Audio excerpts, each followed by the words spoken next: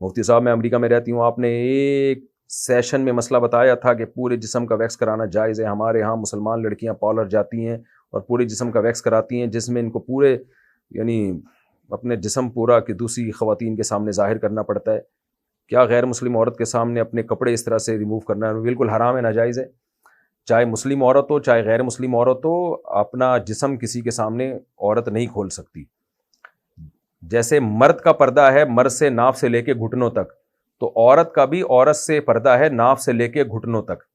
یہ ایریا عورت کسی کے سامنے ظاہر نہیں کر سکتی. اسی طرح کمر بھی کسی کے سامنے عورت ظاہر نہیں کر سکتی. تو یہ حرام اور ناجائز ہے. آج کل یہ بڑی بے غیرتی اور بےہودگی ہو رہی ہے بیوٹی پارلرز میں. خواتین اپنی رانوں کے بال بھی صاف کروا رہی ہوتی ہیں، وہ بیوٹی پارلر والی کے سامنے کھول رہی ہوتی ہیں. تو یہ حرام ہے، ناجائز ہے.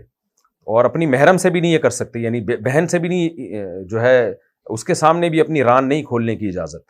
تو جب آخرت کا خوف ہوگا تو یہ باتیں سمجھ میں آئیں گی. آخرت کا خوف نہیں ہے تو بھائی پھر تو جو چاہے کرو. تو یہ حرام ہے، ناجائز ہے.